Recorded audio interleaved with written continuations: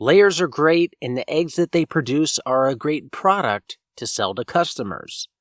But what do you do when your laying flock starts to get old and their rate of production starts to decline, but you're still feeding them?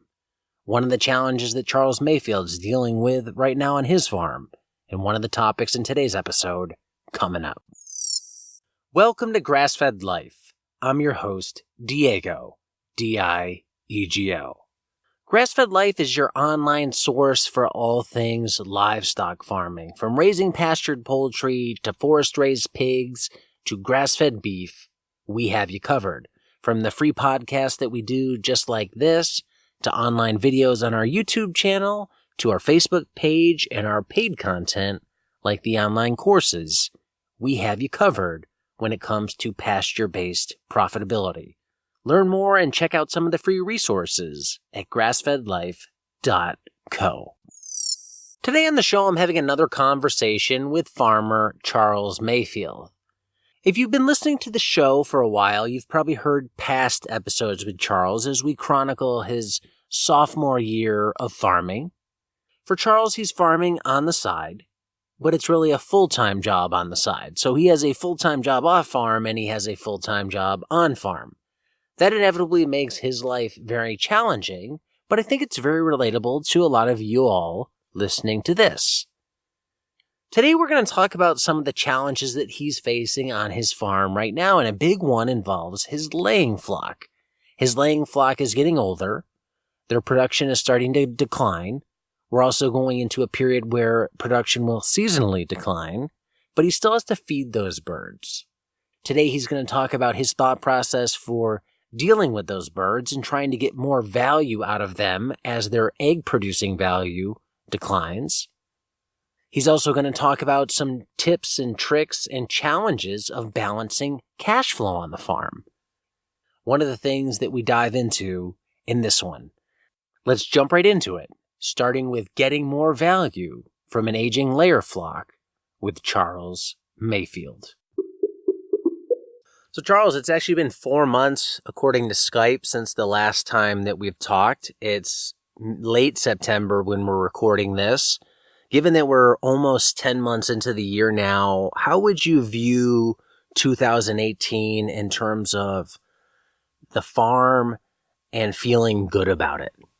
Well, I guess I would start by saying that the days are long, but the years are short, or something like that. It does sort of seem like yesterday, but how are we doing? Where's the farm? And how do I feel about it in 2018? Well, I feel pretty good.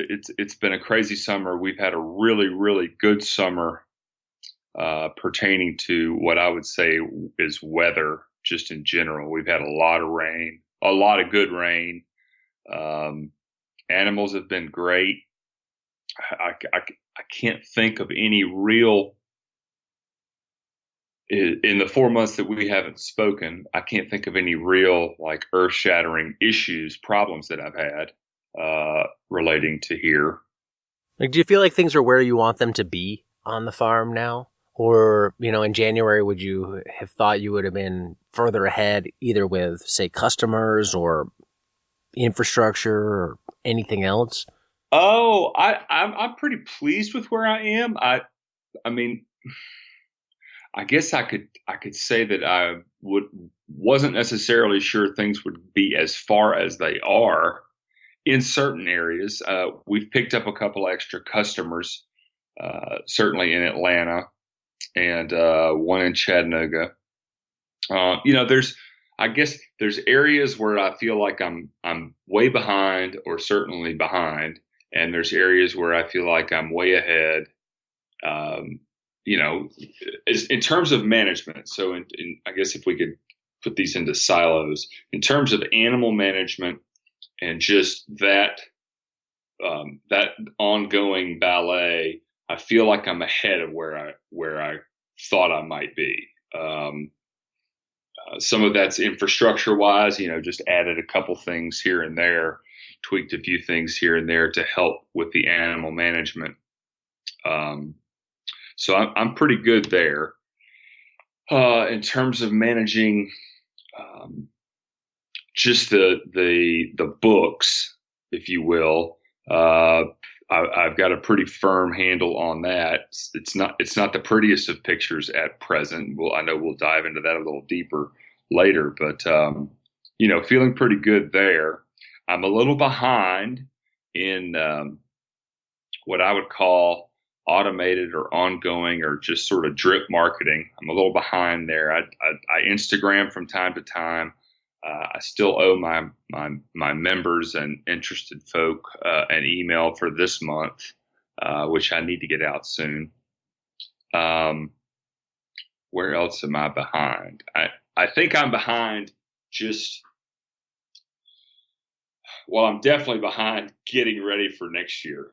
I know when we traded emails coming into our call today, I think that was the number one thing I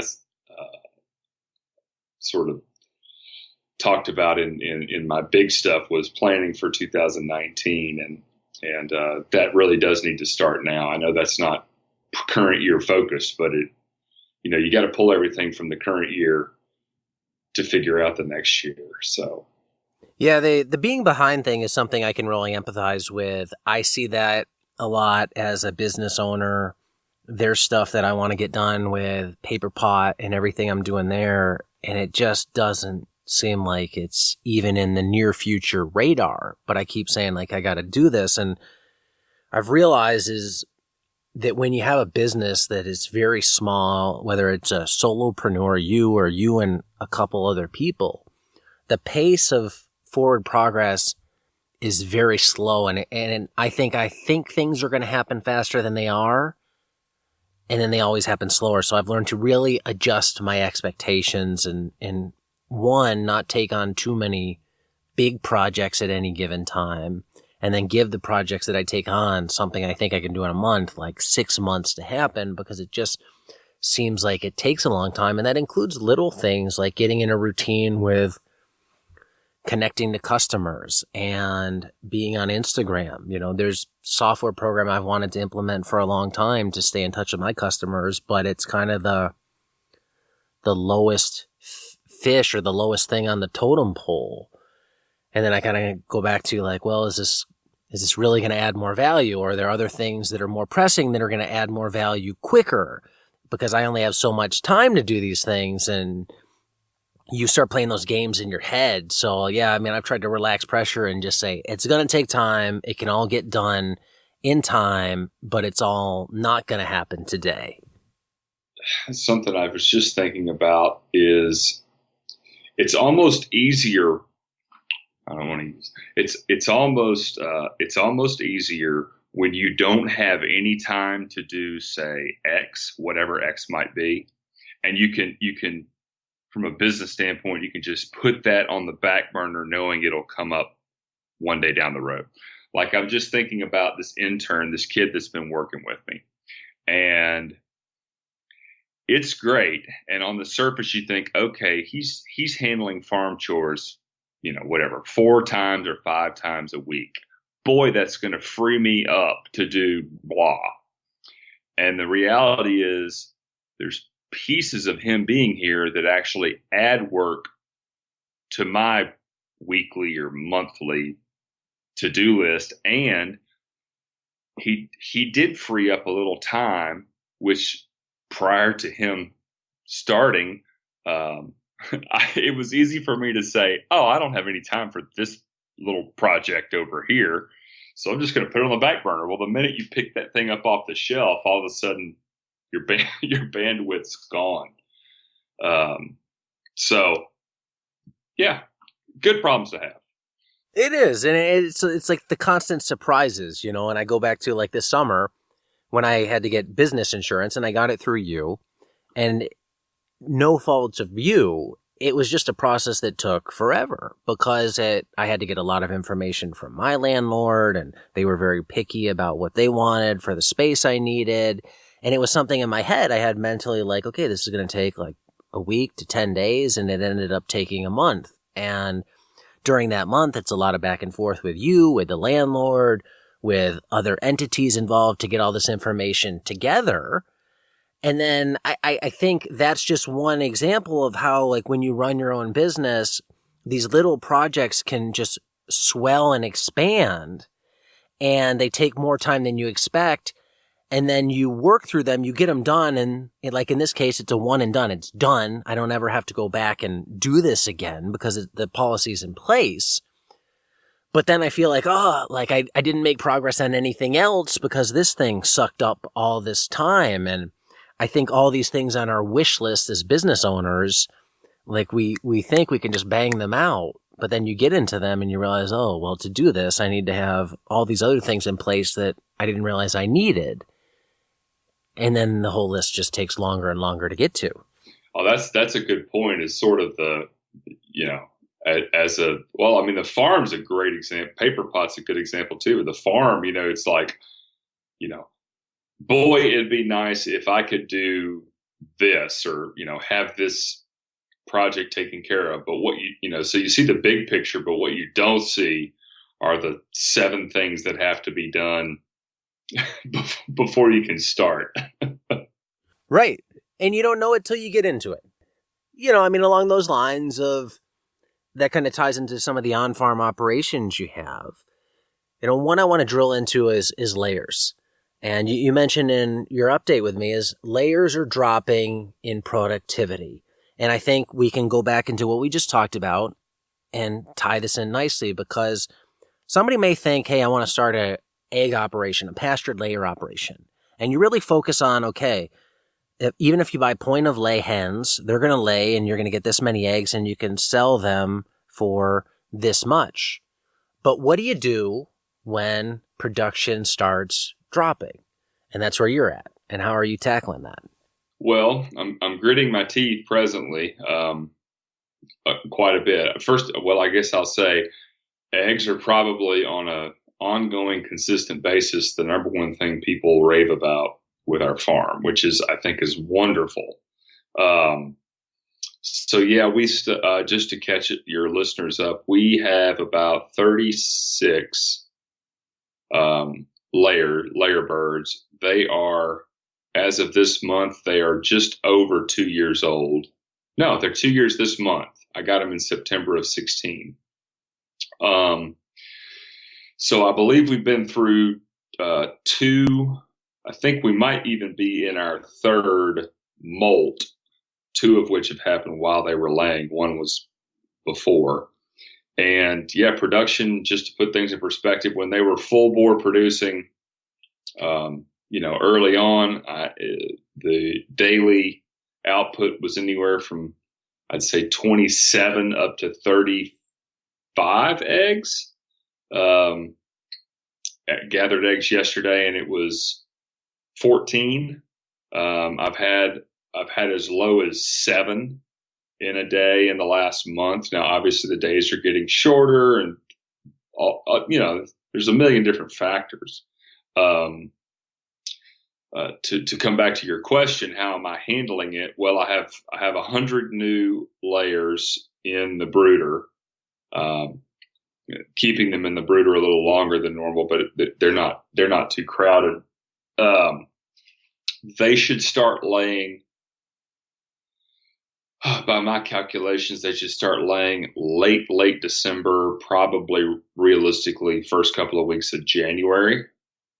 And so the decisions right now are, when do I just cut the current batch off and send them to the processor, or maybe try and sell some of them to, some local kids that want to have a couple of layers in their backyard. I'm not really certain exactly what I'm going to do with them yet.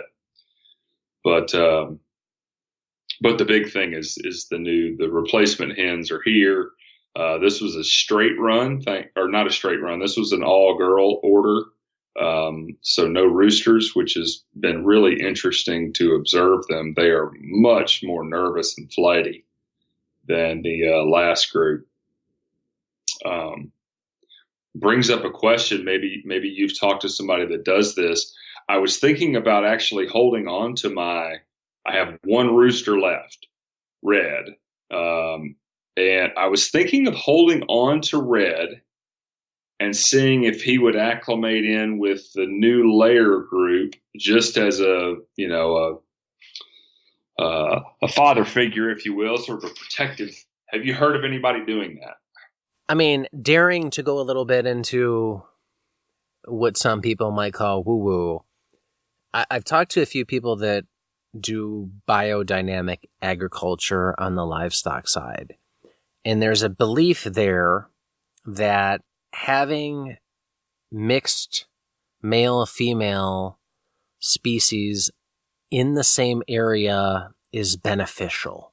And whether you believe in biodynamics or not, from an intuitive level, from a natural sense, like that makes sense to me. There's probably some example, but I would say most examples in nature, you're not going to find an exclusively a group of all females or all males coming out. And there's probably some animals that do that, but a lot of herd type animals, they are paired up, at least to some extent.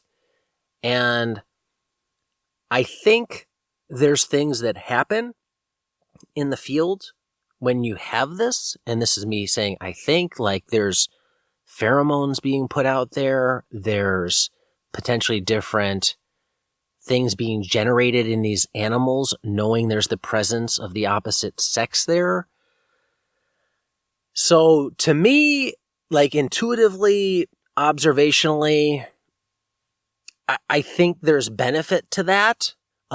Whether that benefit is measurable or supersedes any potential negatives of creating that, that's for everybody to decide. But I definitely think in a space that prides itself on being more like nature, having these herds or flocks or groups of animals that are only of one sex is one big missing component.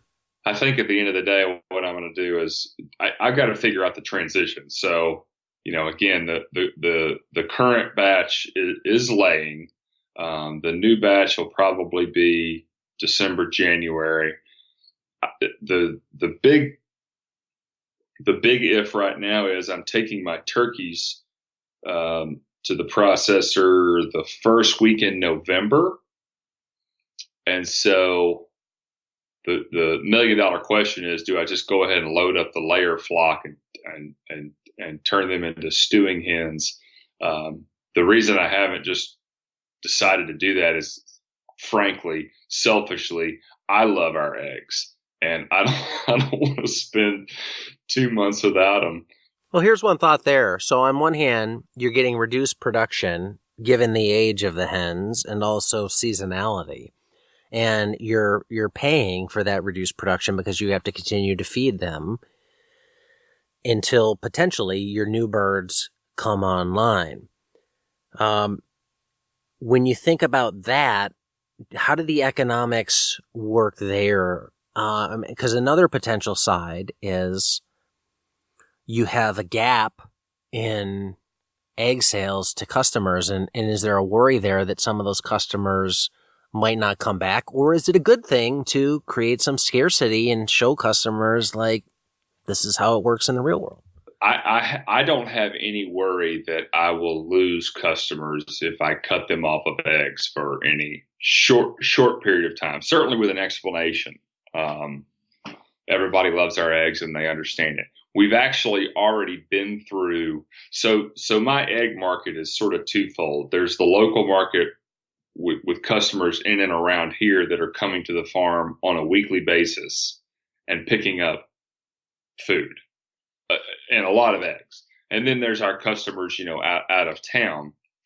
We've had, because their production's already been sort of declining, we've had a couple of situations already this year where, for example, I was getting ready to go to Atlanta on my last run to the big city, and I sent an email to all the local customers saying, if you could just please give me 8 days of no, don't come to the farm for eggs, please, so that I can give our out of town customers a shot at getting these. And sure enough, I mean, it came down to literally gathering the last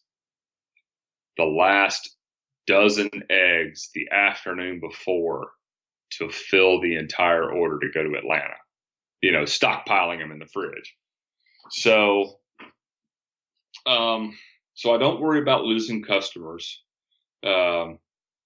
Actually, it'd probably be kind of nice to build up a little bit of anxiety around when they do start laying again, because the flock is tripling in size, so the number of eggs we're going to need to get rid of will be substantially larger.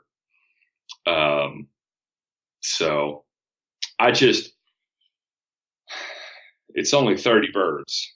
And so to make a special trip somewhere to process them or to figure that out, I mean, I guess I suppose I could just give them away, stop feeding them and see if one of the local Mennonite farms wants them or something like that. That's an option.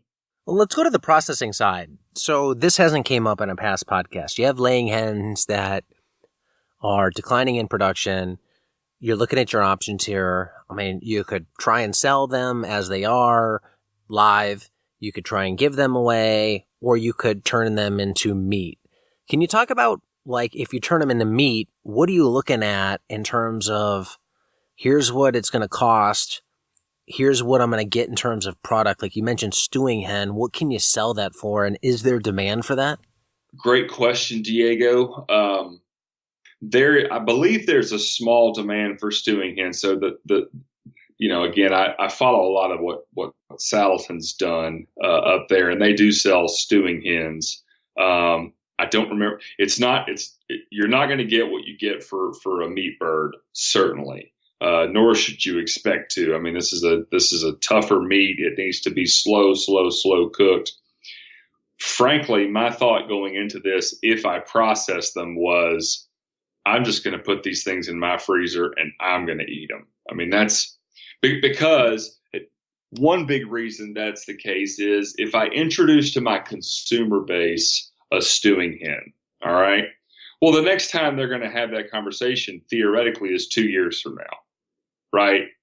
Because that's when this next batch is going to be around. And so it's a little bit easier for me to just eat those birds and not even make it an option available to my customers than to try and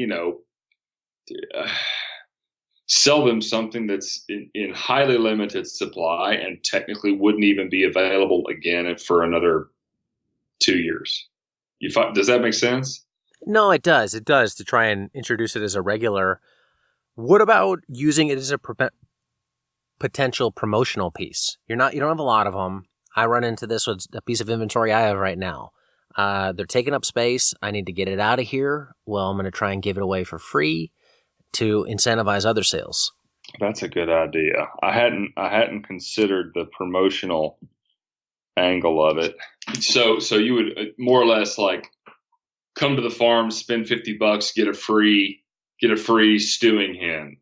Yeah, exactly. Or you sign up for their chicken program, or a restaurant buys a pig, say, hey, if they're buying a whole pig, you guys want to make some stock or some stew out of your chickens, I'll give you some free chickens. Maybe that introduces a market there. But yeah, just that, some sort of incentivize. Because if you're looking at it like, I'm going to eat them, there's basically a zero value tag on that. And how can you take something that potentially has zero market value and use that zero to take something else and increase the value of it? So something else plus the zero is going to be greater than something else plus zero individually. Yep, that's a good point. Well, and the funny thing, it's not a zero. I mean, I'm going to have to spend to process these birds. I'm spending $6 a head probably, because they're older birds. The processors are going to charge you a little bit more because they're a mature bird. I'm sure it's a plucking issue, toughness issue. So, and that's the other thing. I mean, it's, call it 30 birds or 40 birds. It's $6 a piece. That's, $240. Yeah, so if you got $6 into it, it's like, what number sale do you need to really get that $6 back? Is it $50? Is it $75? And then you pair it with a a good recipe and you somehow phrase it in a way that isn't describing you're getting rid of something you don't want. It's like, hey, we're at a special time right now on the farm. We're transitioning over our layer flock. The past flock has given us great eggs. Now we have a great stewing hen that you can use going into fall to make a nice Sunday stew. Here's a recipe. If you buy this chicken or whatever other product at this value, you're going to get one of these for free, and really treat it like it's something special that you should be selling. Yeah. Oh, it's been too long, man, since we've had the opportunity to chat. That's a great idea. I've got a little bit of time. Especially if you got to send that email coming up, right? Well, that's true. Good point. I would rather, so the email coming up is a little bit more. We've got pigs, our next batch of pigs are scheduled. We've got a few cows scheduled and holiday turkeys.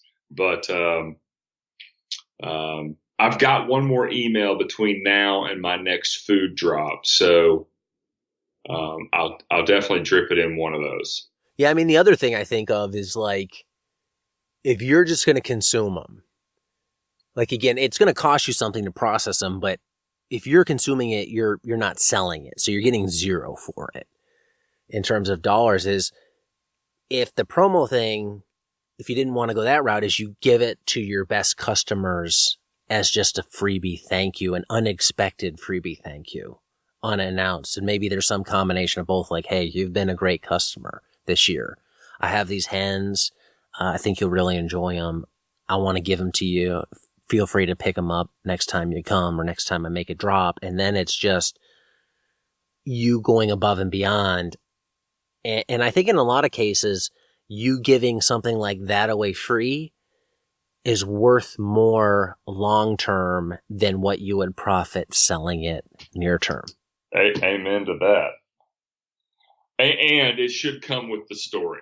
It should come with, here's why we've got those. We're switching out our layer flock, and this is why you want to stew this versus, put it in the frying pan. Yeah, that's. And then I'm thinking of like, what would Darby say in a case like this? And in terms of not having a lot of market value to the birds, potentially, as you you take them to the processor when you take the chickens or the turkeys, versus just going and taking the layers on their own. Because if you got to make a separate trip just for the layers, now that's added time, fuel, travel. Oh, sure. Yeah, it's a foregone conclusion that if these birds are going in the freezer, they're going with the turkeys. And then the cost of feeding them in the near term in between then and freezer day isn't terrible. And at least you're still getting some production out of them in the meantime. Oh, yeah. Yeah. We're getting enough production to feed the locals. Probably not to feed, if on our next Atlanta run, air quotes, Atlanta run for Thanksgiving turkeys and whatnot in mid-November. Well, first of all, there won't be any more layers then, but to accumulate at the current production level, we'd have to stockpile eggs for close to a month to keep up with that demand. So, better to get that message out now, I suppose. I'm thinking big term. I mean, what have been your experience is having this layer operation? You must like it. You must think it's worthwhile because you're going from 37 up to 100. So you're 2x plussing your scale. Do you think that this enterprise just makes sense for profitability and stackability and everything else you're doing? Gosh, Diego, it makes sense on a ton of different levels. And I would tell anyone, wanting to get into it. Well, first of all, I'm going from 35, 37, something like that, to 100. None of my infrastructure changes. Like, nothing changes. In fact, I could scale up based on my Eggmobile, which you and Darby have seen. I could scale up to 200 or 300 layers.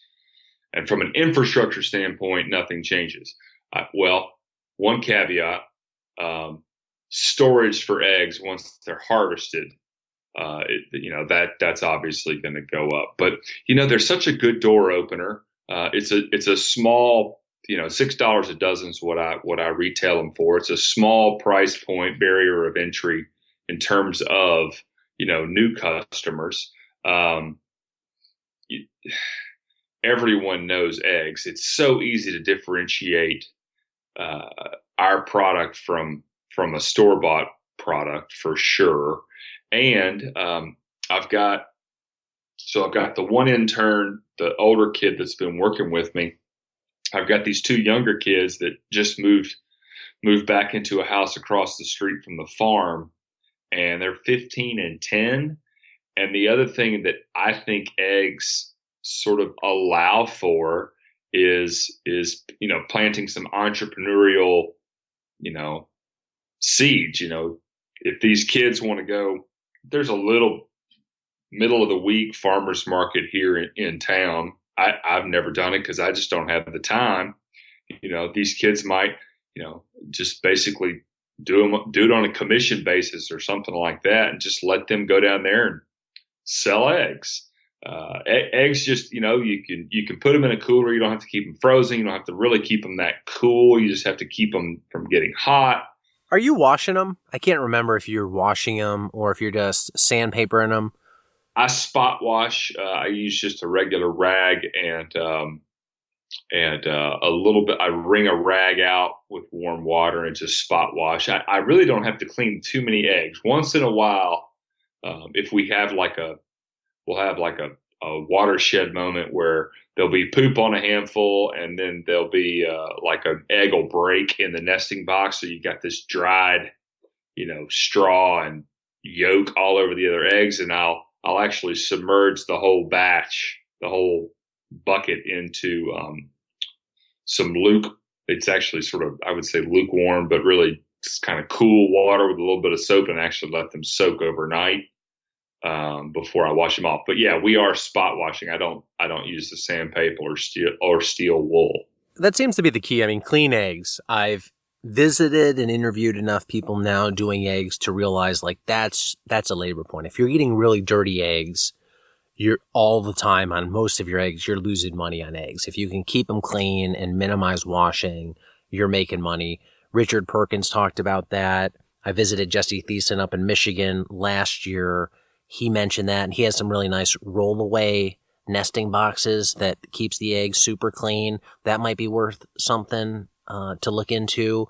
And then I visited Eric Schultz, though, in Arizona. He runs a vegetable farm, has a stack-on egg operation that someone else was managing, like a fiefdom, and they washed every egg, like in water washed every egg, and it made money for them to do it. Now, they were getting a higher price point, but them washing made sense. But they're also washing without scrubbing. They're just basically soaking, and then they have this special egg washing bucket that has like a bubbler in it to bubble wash, so they're not having to, hit a rag on every single egg.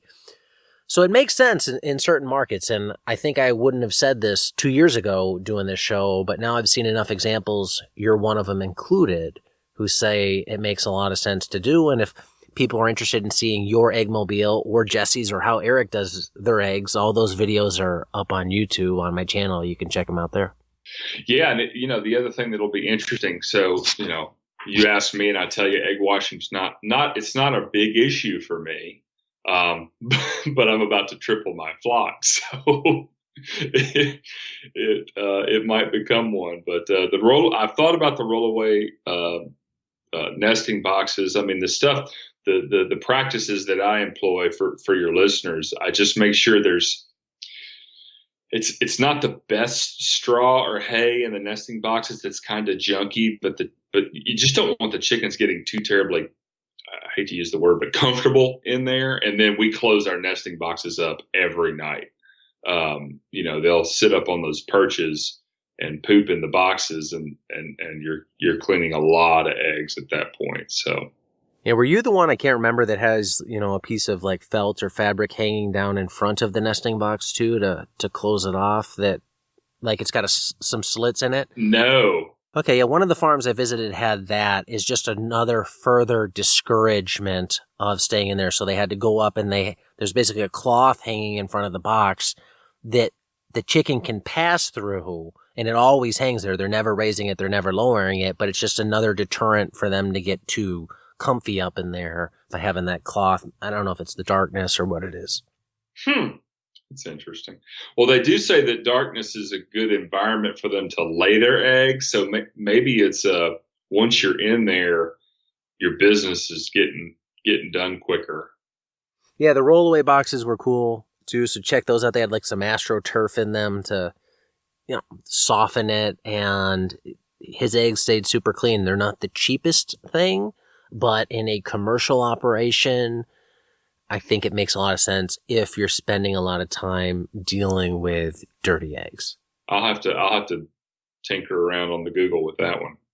Now, eggs being one of the operations on the farm that is in decline. In decline means it's generating less cash coming into the farm on a day-to-day, weekly basis.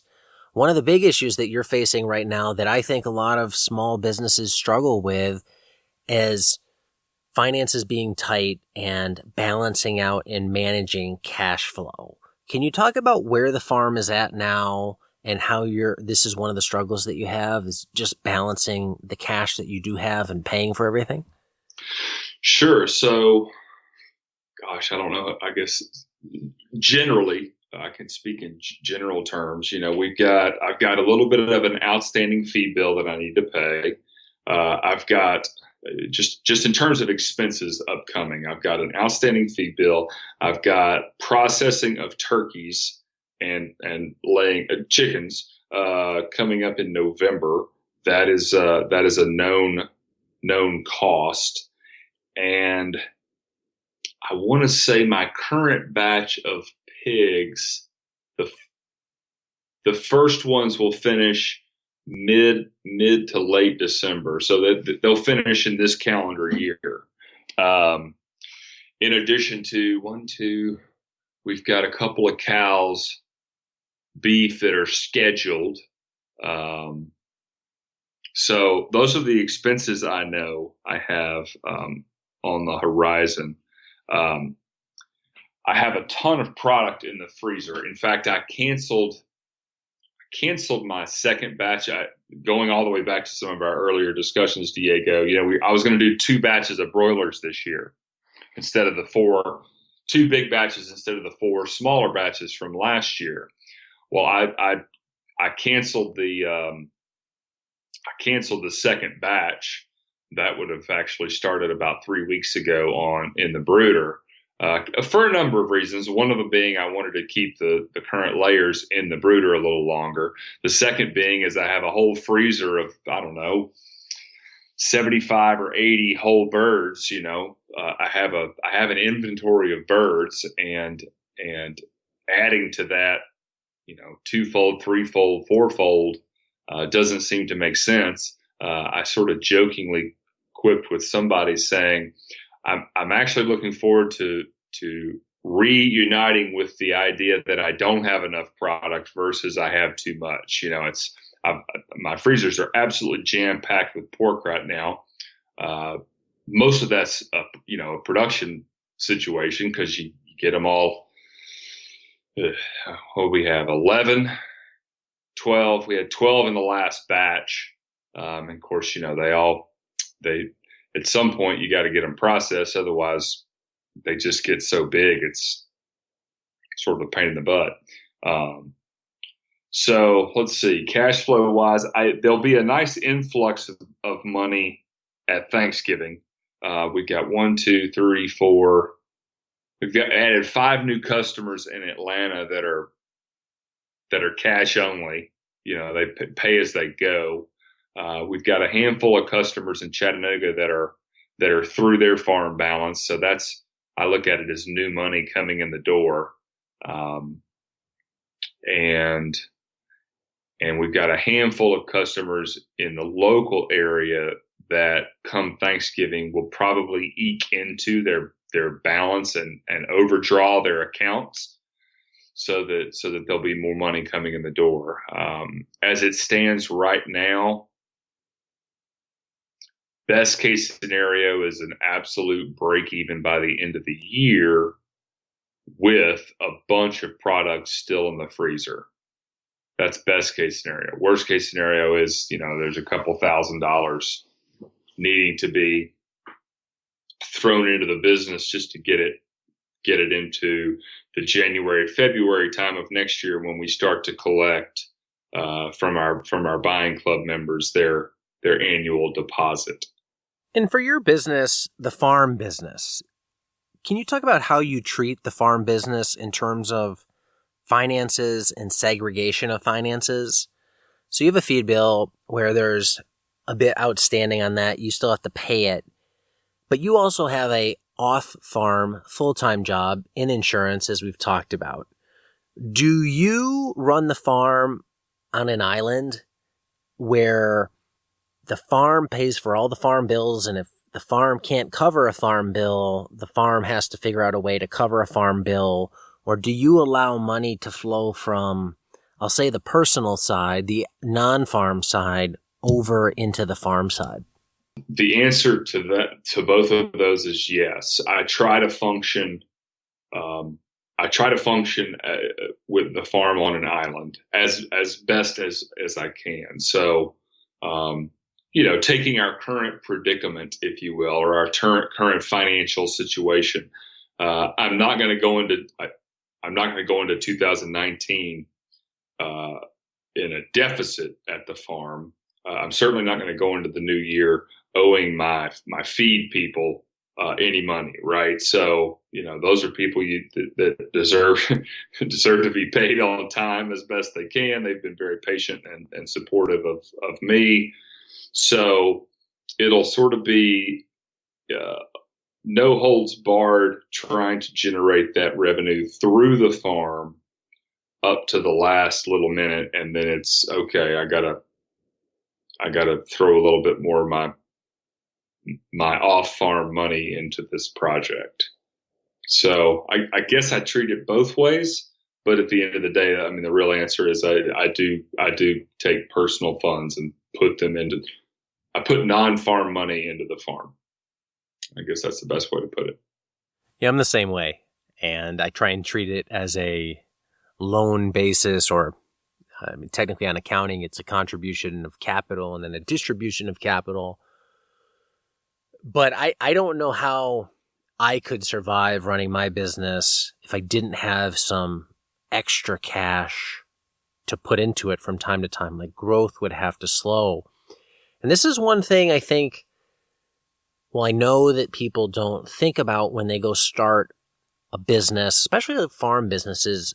They think about how much money they need to get started. And that's usually, this is how much stuff I need to buy, and this is how much it costs. But what happens when you do fill your freezer with a whole bunch of product that you've paid for? You put cost into producing it. So your money that you initially budgeted for is now sitting in the freezer, and you don't get that money back till you do the sale. But other things on the farm have to keep moving forward. Say other enterprises have to keep moving forward. How do you start to pay for that? So without having a outside job, without having a pool of money to draw through either on the personal or business side, it can be very stressful at times running a small business, because you see these bills coming down the line and it's like, well, how am I going to pay this?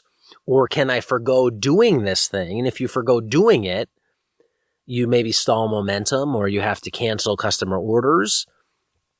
And it's just really tough to adapt. Like, I struggle with that on inventory. And it's funny, you mentioned that you're looking forward to the side of being, short on product. And I've been on both sides. I've been out of stock on stuff, and I've had a ton of stock on stuff. And when I was out of stock, it felt like, I didn't live through this, but I felt like that was my generational going through the Great Depression. Now I never want to go out of stock on anything ever again. So I'm becoming a hoarder of product. And that's an exaggeration, but I've kind of went out and said like, okay, I got to have this much stuff in stock of all these items at any given time. But that takes a lot of money to do so. It ties up cash. And if you get in seasonally slow periods, then that removes cash to pay for other things, rent, insurance, all that type of stuff. And I empathize. So if you're running a business out there, if you're thinking about starting a farm business, think ahead. What are you going to do when you have a product full of pork like Charles does, but you need to pay the feed bill for the broilers or the other animals that you have on farm? Do you find it like, do you think this is just a scale thing for you? Like this is just the stage of the business that you're at where sales aren't humongous relative to production. So it's constantly just trying to balance everything out. Well, if I could put my finger on one thing. So my pig operation started as I was buying feeders from a guy in North Georgia, and great grower. He's got some really good lines. And that was all well and good. And then, about a year, it'll be about a year this next month. We adopted, sort of air quotes adopted. We got them for a really good price, but I bought a sow, pregnant sow, and a breeding boar from another farm, about an hour away that had to just pick up and move everything, close everything down. And they were in the pastured pork business. So this was a little bit of somebody reached out to me because they knew what I was doing, and they really wanted, this lady wanted her pigs to go to a good home. And I hadn't really considered farrowing, but it was like, if this doesn't work out, for the price I'm paying, I can get all my money back in pork selling it for a discount, So it was kind of a wash. The thing that I didn't do a great job doing was anticipating, she's going to keep producing, and then I still had some pending orders from this other guy, and so. This year, I have finished probably 15. I'll be conservative. I've probably finished 10 more hogs than I had really planned to or expected to coming into the year. And maybe some of that was out of charity because I didn't want to cut my feeder pig guy off completely. I have cut him off completely right now. We talk once a month, but he can't wait for me to be able to sell more pigs. But you take 10 hogs. I mean, just the processing, that's $2,500. You throw a couple $100 worth of feed on top of that, and now all of a sudden, we're in a little bit rosier situation financially. Now I don't have the product in the freezer that I do, but I'd still have product in the freezer. You follow me? Yeah. So, I guess to answer your question, this is just part of it, man. I mean, it's part of learning. It is an ebb and flow. I wouldn't, if I'd found 10 people that really, really love pastured pork that were now customers of mine, and I was, if my pork inventory was a third of what it is now, then we wouldn't be having this conversation. But that's okay. And back to your original sort of, do you fund it from off-farm money versus farm-only money? It's both. And I don't feel, Diego, I don't feel bad about that. I don't beat myself up over that because, quite frankly, if I weren't, doing the insurance for Paper Pot, or if I weren't, going to Atlanta to prospect clients if I weren't doing those things, you can bet your bottom I'd be out over marketing and selling more farm product. That's just not how I built this thing early on. That's why we had this buying club, which is great. Here we are in the fourth quarter. I mean, this is the difficult time for most farmers in the year, is sort of coming into the fall and really getting ready for the winter. what does Southland always say? We were always anxious to see the last broilers go because we were rich and tired, and we were always really happy to see the first broilers come in the spring because we were poor and energized. And so it's just part of the process, man. Again, I don't think there's anything wrong with funding a business from the outside. I think everybody has to do what works for them. And I believe at this point that the ability to access capital it's the nitrous or the steroids into the system that can accelerate the growth of a business. And you see this if you watch, shows like Shark Tank. Like all these people are on there looking for money, not because they need money to start. It's because they're cash poor and they can't usually get the inventory they need to fill big orders. And if you're a small business, like that's where you can start bumping into a ceiling, because if you don't have additional money to put in, it's just a slower grind because you do have to recycle profits. And managing the cash flow, which those profits are tied to, can be really critical. Like I've always been amazed at how Darby's talked about how, he had structured things to pay for other things. We take our chicken bulk program deposit at about the time when, we got to send our first batch of pigs to the butcher, or our deposits on our bulk program pay for the butchering or the pigs. And I think that's a big takeaway from him and hearing you talk is you have to look at all your sales models and how they all stack together in terms of when cash is coming in and when cash is going to have to go out to pay bills. And you may have to move things around to not opportune times to make sure that cash coming in from A can pay for cash going out for B. Because if you can't pay for stuff, eventually somebody stops effectively lending you their product and then you're screwed.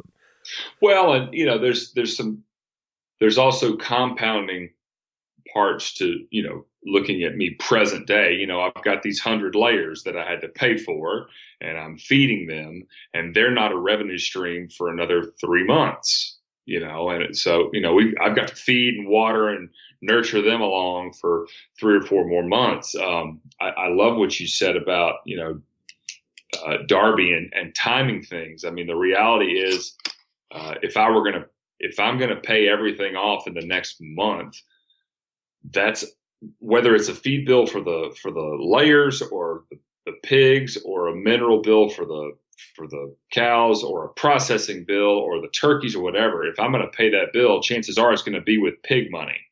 It's just sitting there in the freezer right now. I've actually developed some meat box, trying to sell, sort of a pre-canned $50 box, $100 box, $250 box, sort of a program like that, just to make it a little bit more accessible to some of the local consumers that they don't want to have to necessarily join the buying club per se. But anyway, yeah, I think that's spot on. You're gonna rob Peter to pay Paul, and a lot of different aspects of this farming game. Have you found yourself in a situation yet where at least you felt like, man, I'm really in a bind here. I'm going to have to hustle hard to move product now because this bill is coming up? Or can you be more relaxed because you do have this outside job to say like, hey, I'll do what I can to move this pork, but I can literally afford to have it sit there longer than I might need to if I didn't. No, I'm fairly sleepless. I mean, that's an exaggeration to some degree, but the insurance game is fairly new too. So it's going well, but no, this is well, and this kid I've been speaking with, the kid that's been working for me, he approached me about trying to do more, and so the proposal I put in front of him was a commission-based sales thing, and he got super fired up about it. We actually sat down and talked this weekend, and he's hesitant now. His parents are hesitant. He's 18 years old, but we had talked about him sort of dropping food with people. And so his parents were very nervous about him going and delivering food to strangers. And I totally get that. So, this potential sales outlet that I had, it seems to be waning a bit, waffling around. So yeah, I feel a sense of urgency, and the insurance game, the day job has gotten stupid busy in the last, I don't know, month or so. I'm coming up in fact, spent the whole morning working on my biggest client's renewal. That's coming up in a couple of weeks, and got a couple of big cases I'm working on. So, there's a sense of urgency, period. Whether I have the time to devote that urgency to farm-based sales versus insurance-based sales, it's feeling like it's going to be a lot of both. What are the levers you feel like you have to pull on the farm side if there's urgency? How can you try and move more product now or generate cash faster? What are your options, regardless of whether you think they'll be successful? Well, I think asking a few more local people to buy the product, just sort of leaning on some local folks. I took the kids with me this weekend to a camping trip. There were lots of folks there doing grilling and whatnot, and so I dropped a few hints to if anybody's interested. I took some samples down there. If anybody's interested, by all means, give me a shout. I'm hoping in the next 5 to 7 days I can coax this young man back into considering the commission-based portion. The corn maze is cranked up. I know we've talked about my brother's business in the past. The corn maze opened this past weekend, and so I'm also, this Saturday I'm booked, but maybe I'm trying to pick a Sunday and just cook up a bunch of sausage and have it sort of as a sample platter, and just spending a couple hours, in the main check-in area. When you come to the farm, you come through the ticket booth, and there's a big store in there. And so, I've got some flyers, creating a little bit more of awareness there. I mean, the good news about where we are is it doesn't take but a couple of really good sales, and the pressure's fairly alleviated. Just got to get those sales. And when you have these periods of where cash is tight, you find it pretty stressful? I mean, I ask because I think this is, again, a position a lot of people will find themselves in. And I'll give you my take on it. Like, I'm in a period now where I have a bunch of product sitting on the ground, and that product's paid for. But then I look at cash in the bank, and it's like it's a lot less than what the product cost is that's paid for. So if I need to get more product, I'm scrambling. And if I want to do any sort of business development, I need to scramble. And I find myself now on my side really prioritizing, like, okay, I only have this much now. I can't dump a ton of money in from the outside. So I'm making business decisions and business growth decisions based on what the bank account says, because that's my limiting factor. That's assuming I don't want to go take on outside debt from somewhere else or borrow money from somebody. And it can be really stressful, not to the point where I'm losing sleep, but it can be stressful from a business standpoint, at least for me, of like, man, we really need to do this, but I can't afford to do that now because I have to do this other thing that we also have to do. And it's like, which one is more important? And sometimes it's kind of a coin flip, and you're just gambling. Well, I'm going to risk not doing this now and hope that the repercussions of not doing that don't hit me in the meantime until I can pay for it. It's extremely stressful. And I just thought about the other piece to this, which, for those listeners out there that may be going through something similar, the thing that I'm having the biggest, I have to be very proactive in fighting, if you will, mentally, is it's not just what's going on today. Like we alluded to earlier, I'm in the process now of sort of starting to plan out 2019 and get all that, those ducks in a row. And, maybe on our next interview or talk, we'll have time to delve into some of the things that I'm looking at. I mean, you've seen that list. It's a big list. And, to whatever degree things are strapped today, you got to kind of keep that in the moment, because what I find myself doing is looking ahead going, well, not only if I can't do this today, that means that I can't do that tomorrow. And, you sort of compound your frustration, you compound your stress. And instead of flipping it around and using it as a motivator, it's instead of I can't, it needs to be, look what I get to do, look what I can do once I right the ship. And maybe it's a little bit of a preview and looking ahead.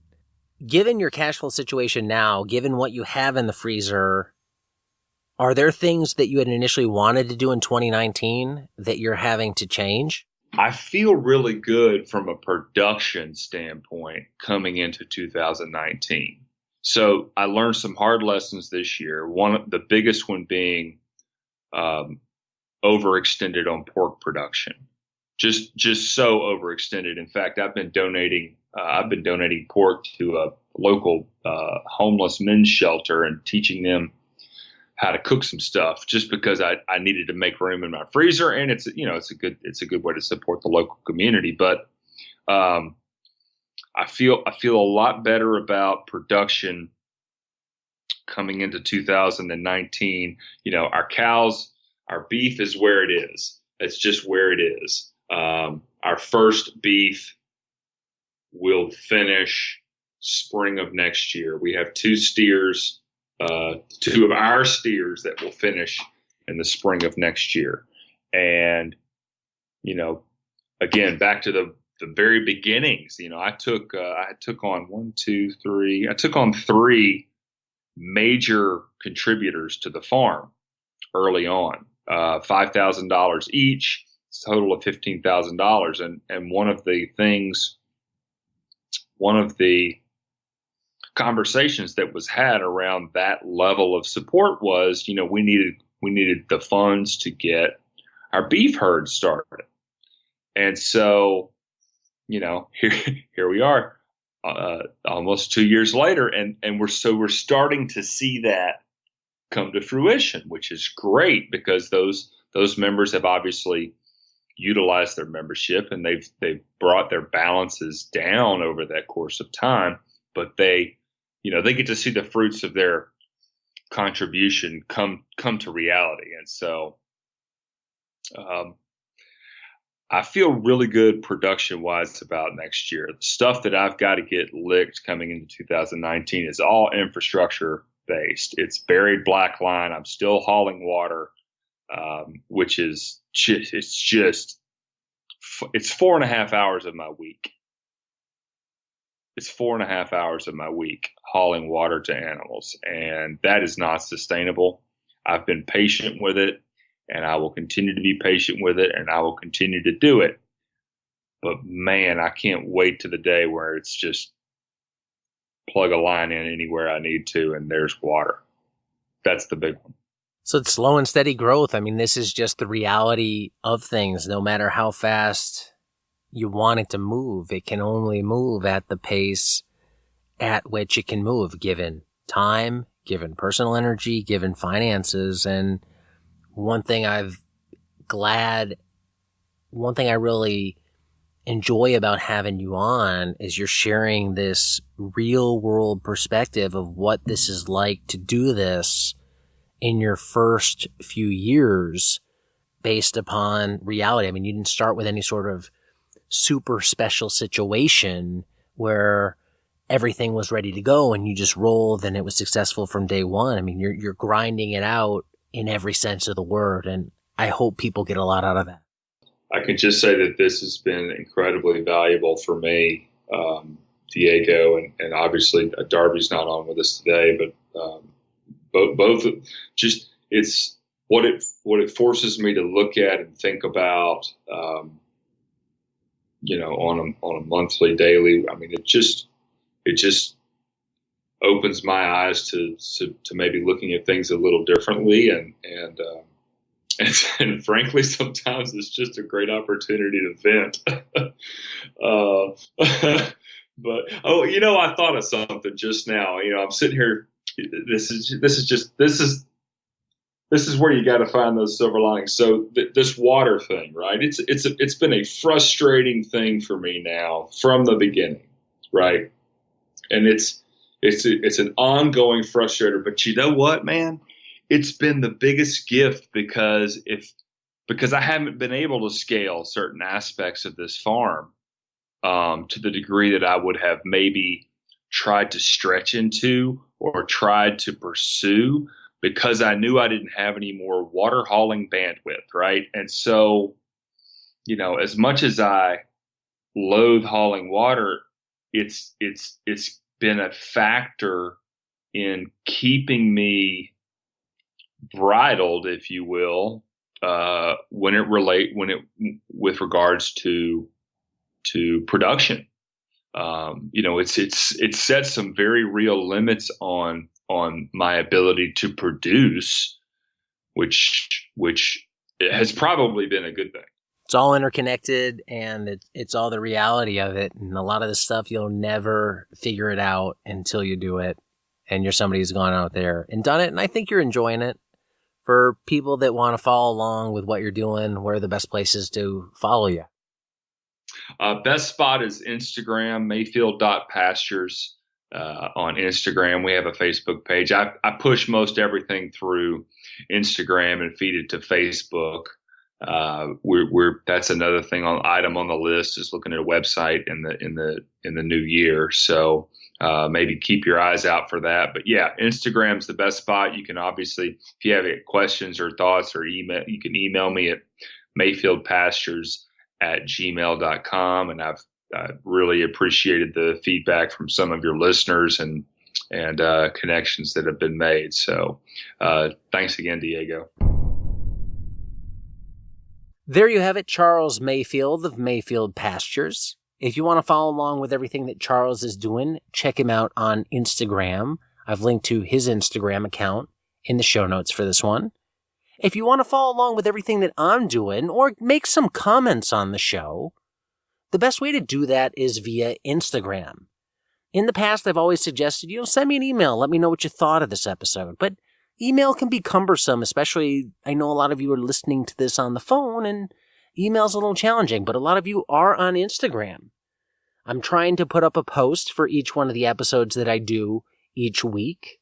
And if you want to relay your thoughts on this episode and have a little back and forth conversation or leave some comments, Instagram is probably the best place to do it. It's the one social networking platform that I engage in. So check me out at Diego Footer and let me know what you thought of this show, or just say hi. And if you want to learn more about farming in general, especially the farm business side of things, check out the Farm Business Essentials produced by Grassfed Life. This is an online course that Darby and I have put together. It's over 35 hours of original new material, plus 25 hours of past recorded lectures, giving you over 50 hours of educational content solely focused on the livestock farming business. A lot of the topics that I touched on in this episode today with Charles, I go much more in depth into within the course itself. Things like, should you fund a business from the outside or not? Segregating banking accounts, cash flow planning. These are really important aspects to running a livestock business. They're really important aspects to running any business. You have to understand the finance side of things. You have to know and be able to predict when cash is coming in and when cash is going out, and use some spreadsheets and things to keep track of that so you don't leave yourself hanging when the tax man or the feed man or the poultry man comes calling and you don't have money to pay them. So I have a whole section on forecasting cash flow, including a spreadsheet that you can use to help predict your future cash flows. That's just one of the 23 modules included in the Farm Business Essentials online course. Learn more about that at farmbusinessessentials.com. That's all for this one. Thanks for listening. Next week I'll be back with another episode of Grassfed Life. Until then, be nice, be thankful, and do the work.